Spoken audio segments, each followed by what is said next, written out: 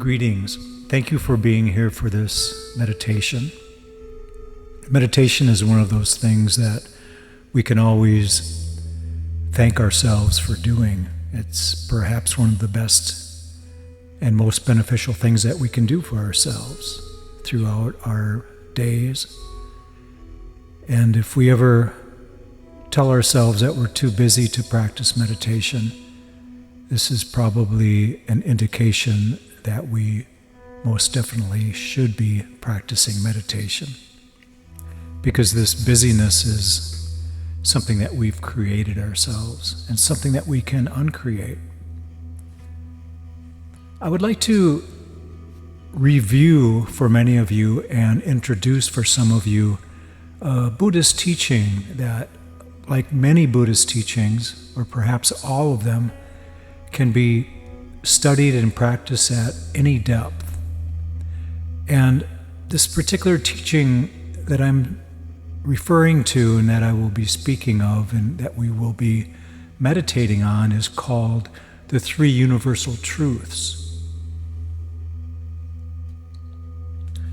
The Three Universal Truths are: one, that everything is impermanent and changing; two, that impermanence leads to suffering, and this, of course, makes life imperfect.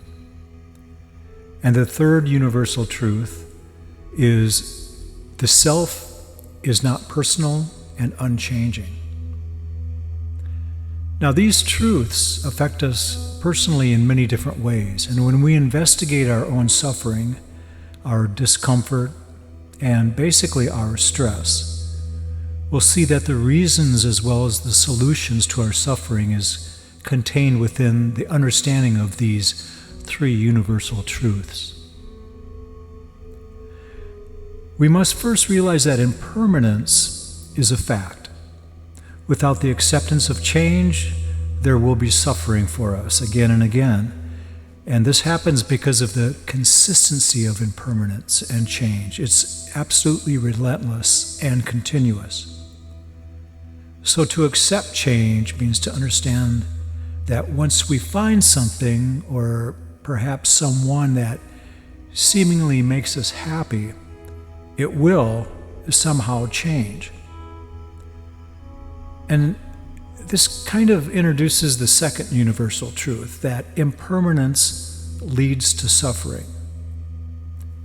This is telling us that whenever we feel that we have found something nice and we don't want it to change, we should be prepared because it will change, and if we don't accept this change, we'll suffer.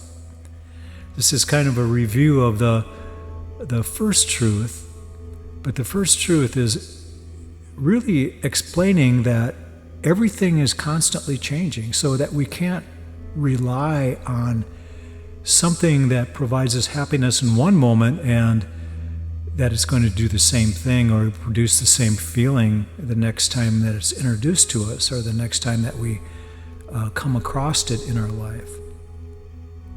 Now, the third universal truth, the self is not personal and unchanging.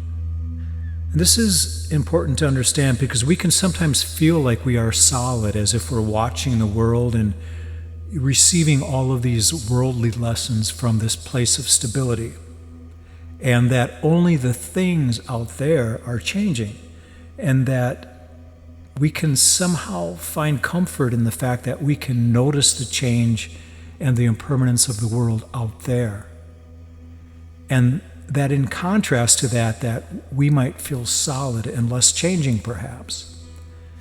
And of course, this is not so. We change right along with everything else. So in many cases, we change much quicker than other things. This also means that if we believe that we are a being that dies and remains dead in a permanent state of deadness, we could say, this too is a false view. Everything, even the idea of death, is impermanent and subject to change. So how can this understanding help us? It may sound like a depressing teaching, but it's not. When we look at the benefits behind this understanding, we will see that it provides clarity and an opportunity for us to more deeply live our lives and really live it in a complete way. First of all, the idea of letting go and the practice of letting go is something that we do in our meditation practice, whether we realize it or not. This is so powerful because it involves the direct experience of change. Letting go is doing what will naturally happen seamlessly before the process has started. If we have something and understand that this having is not impermanent, and then start the work of letting go of it, we are lowering the risk of suffering that can happen because of the attachment from the thing that we are attached to. So being detached before we even have the opportunity to be attached to something is really the key here to our absolute freedom. If this isn't understood at this moment, you owe yourself some time to contemplate this matter, that we do get attached to many, many different things in life, and to understand that these things out in the world, out in our sense world, are not nearly as important as the things within, in our, what we could say our spiritual inner world. We come to a deeper understanding of our nature and who we truly are and our place in this world. It's as if we can find a balance with the natural law of impermanence. And that's the idea behind working with this and actually using it to our advantage. But we must understand that there is a natural flow to impermanence. And if we get too forceful, this leads to the opposite of letting go, which is control. And with a little bit of forward thinking, we can determine that everyone alive today will be gone in 100 years. We can further assume that our world will look completely different in 1,000 years, and that many of the buildings standing now will not be standing. There is a fine line between allowing to happen naturally and forcing something to happen in a controlling manner in order to speed up the natural process of change. It seems evil and absurd for a person to feel that since death is certain, that it's okay to kill someone or something, or that since a building will eventually grow old and deteriorate and collapse, that it's okay to destroy someone's home. It is the element of time that works in tandem with decay and change. If we push the element of time, we are attempting to control impermanence and natural change.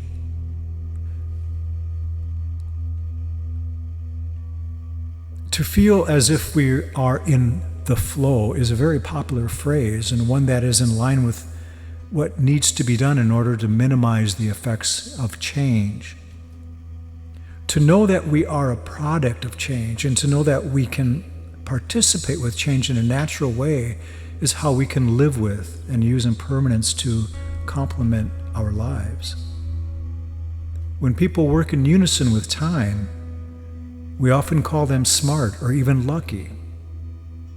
For example, people that make wise financial investments are actually taking the principle of impermanence and applying it in a beneficial way.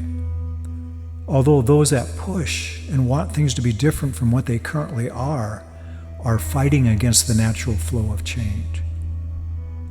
For example, the beauty of a flower in bloom is something that can easily be enjoyed in the moment, but upon returning to visit the flower a week later and to see that the flower is no longer there is something that must be accepted. Change is life. There's nothing we can do to stop it, but we can learn to work with change and use it for our growth. Because without it, there is no growth. There would only be limits and stagnation.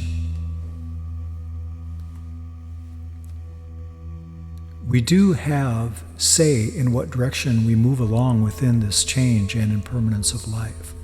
We do have a degree of control, which happens by our being aware and noticing moment by moment the change that is happening all around us. Are you anticipating change and okay with it? Perhaps this includes using it to your advantage by planning ahead and using the element of time in relation to impermanence with your health and aging, your investments. Not only financial investments, but your investments with the time you now have. So we can ask ourselves, what is the best way I can use the three universal truths, knowing that everything in this world, including my own body and mind, are impermanent without exception? Is there acceptance, and am I practicing or willing to practice letting go in all aspects of life? Am I in the flow of change, or am I fighting it? Am I resting in the balance of the awareness and acceptance of change, and taking advantage of the element of time and impermanence?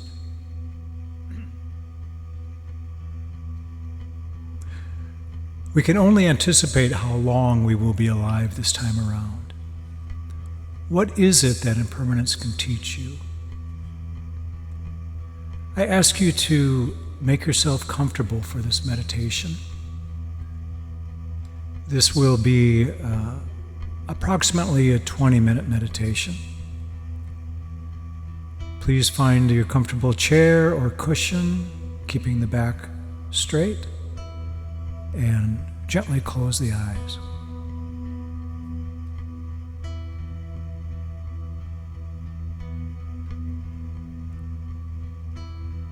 I invite you to make the body as comfortable and tension and stress-free as possible. Relaxing the face, the neck and the shoulders, the arms. Relaxing the torso and really feeling this relaxation move down the body into the hips and into the legs. Relaxing the thighs and the calves, the shins, ankles, and the feet.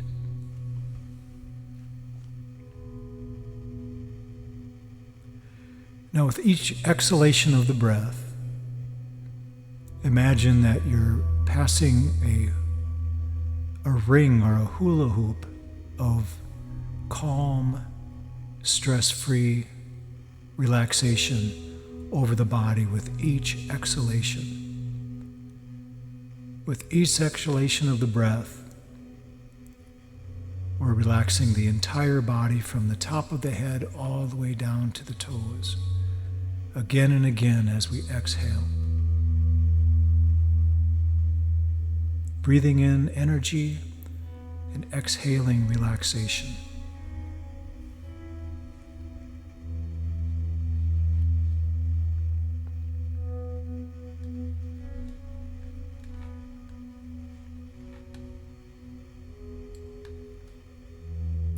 Imagine a life without change. Imagine what would happen if you stayed the same while the world around you continued to change.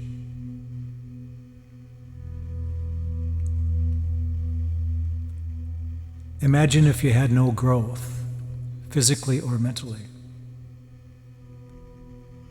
No change in your feelings or emotions. Imagine if your moods never changed, no highs, no lows. A world without excitement or passion.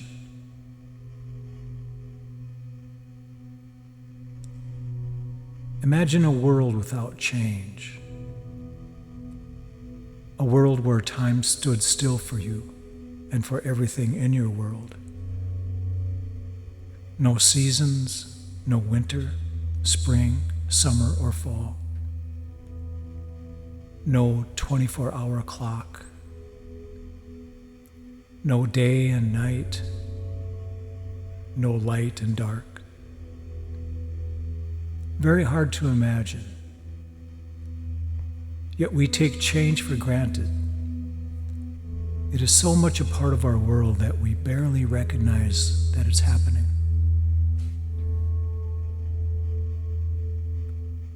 How would one learn the necessary lessons of life without the change of tension and resolve? How would we have memories of the past and plans for the future without the element of the passing of time? Could we even become inspired with life?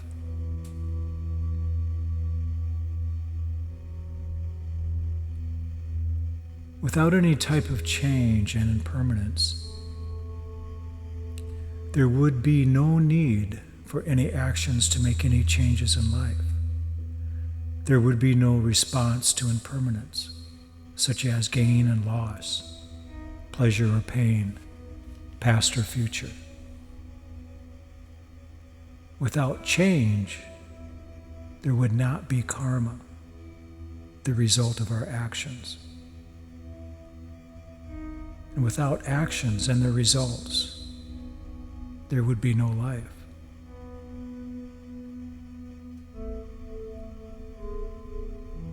Life without change would be similar to a dream that goes nowhere, a dream where nothing is done, no completion, no movement, nothing to review, and nothing to look forward to.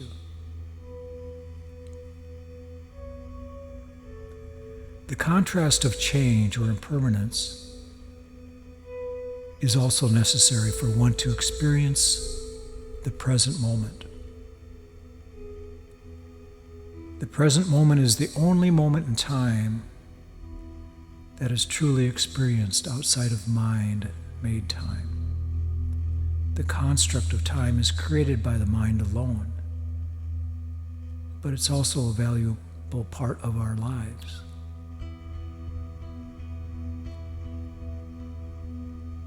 The present moment is something that is cherished,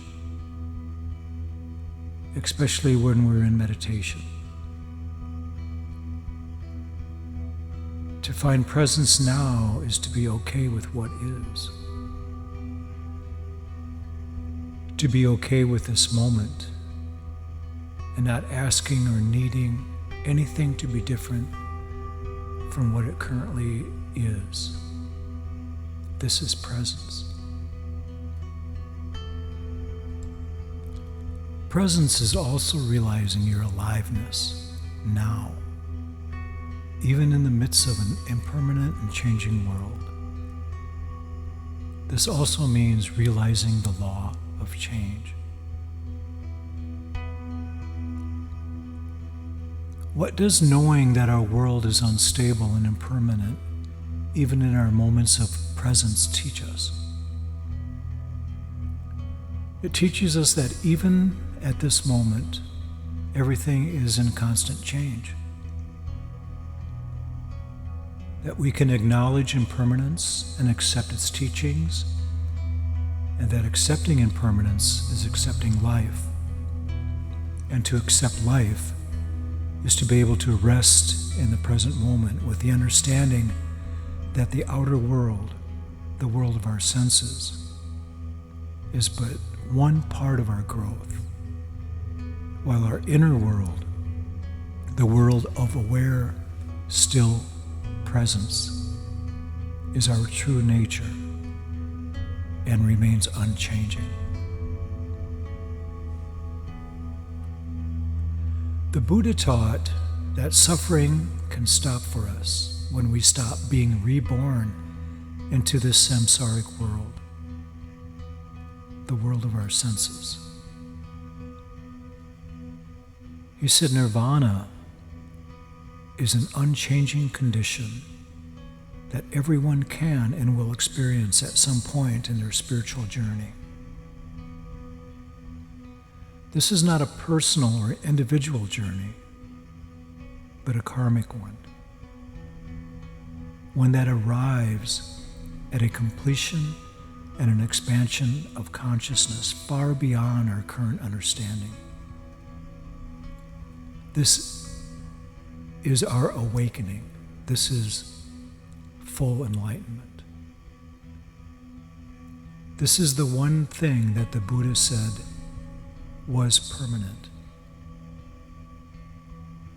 This place that we call nirvana or full enlightenment.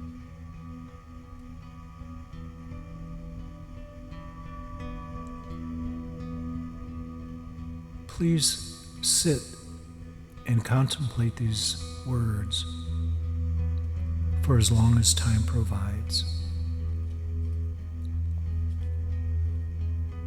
The three universal truths. Everything is impermanent and changing. Impermanence leads to suffering. And the self is not personal and unchanging.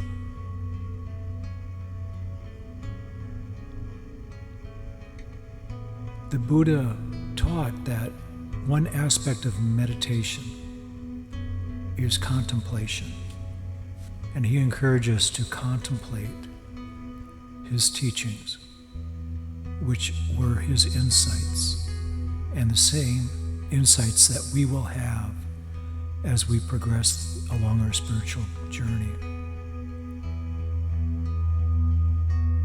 The three universal truths, they're so much a part of our lives and so much a part of our realization spiritually.